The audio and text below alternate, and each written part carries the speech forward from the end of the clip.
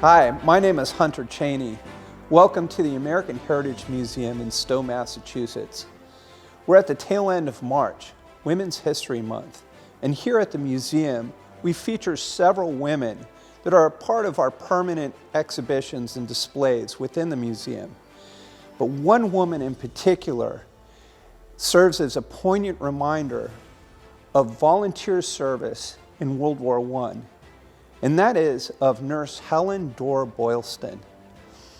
So imagine, you go through our orientation theater and you go into World War I trench experience. You hear the low rumblings of artillery flying overhead, and then as the show starts, the first voice you hear is a recreation of Nurse Helen Dorr Boylston.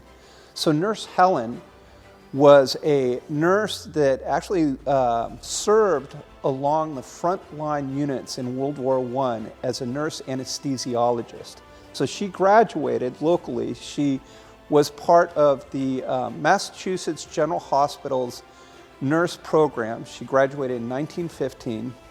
And then at that point, 1917, she was deployed with the 1st Expeditionary Force and served with Base Camp 5, part of Harvard's medical unit. So a lot of her narration comes directly from the book that she had written, Sister, War Diary of a Nurse.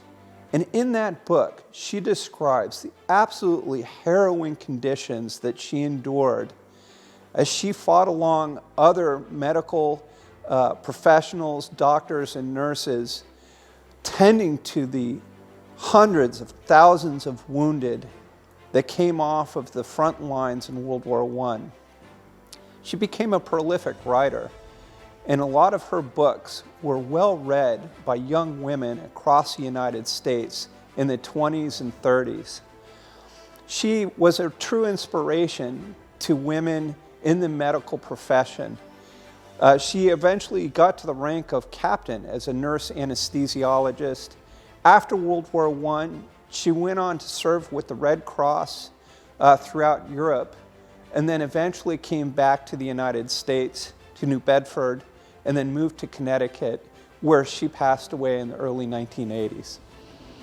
So we're continuing to talk about Women's History Month. We're at the end of March now. So we've talked already about Nurse Helen Dorr Boylston in World War I. In World War II, again, keep in mind that women weren't allowed to serve in any official roles within the military, but there were organizations like the Women Air Force Service Pilots, also known as the WASP, and other small groups where women were actually allowed to fly military aircraft. And the plane that you see behind me is an F-6F-3N Hellcat. But this particular plane is special in that this plane was flown by one of 3 women test pilots that were employed by Grumman during World War II. Cecile Kenyon, who is one of those pilots, actually flew this plane. Cecile went on to be really kind of a celebrity type as far as her ability to fly these top performing fighter aircraft in a role that was thought that only men could do.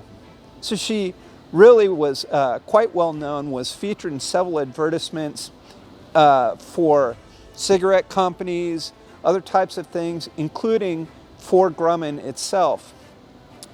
So Cecile, again, she was a real groundbreaker along with the WASP, being one of the first few female pilots that could fly military aircraft. So the last woman we're going to talk about today in the American Heritage Museum is Heather Penny. So Heather Penny was an F-16 pilot based out of Washington, D.C. And on 9/11, when she had discovered that first 2 planes hit the World Trade Center buildings, Penny and her wingmate were scrambled out to look for Flight 93. Of course, at the time, they didn't really know it was Flight 93 that they were after. So they set out with a goal to find the aircraft And unfortunately, because they weren't able to arm their aircraft quick enough, they went up without any weapons on their planes. And the goal was to disable Flight 93 so it wouldn't crash into any important structures, places like the other planes had. It's a harrowing story. Penny and her wingman, of course, never reached Flight 93, where it crashed in Pennsylvania.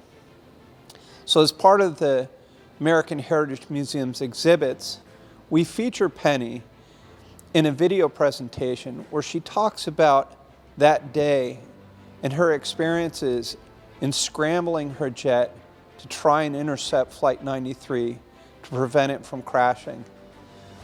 You'll have to come see this video, among other women's subjects that we focus on here at the museum as part of our permanent displays. It's been an honor to feature so many women as part of March's Women's History Month. You'll see as you go through the American Heritage Museum that the role that women played throughout our history played such a important, pivotal roles, not only in the military, but also in the home front, where you go into the Arsenal of Democracy. In that point, of course, you learn a little bit about how women contributed in the home front, how they moved into factories to take over their male counterparts' jobs so they would go off into war and serve in the military. Without women helping us, specifically in World War II, it would have been very difficult to operate our factories, to keep our families together, and to contribute to the war effort as a whole. So we look at that very closely and carry those themes throughout the museum from the very, very earliest times of World War I all the way up to our current history. So I hope you'll come by, visit the American Heritage Museum, learn more about the women that we feature within the museum, and we hope that you take away something that will add to your educational experience.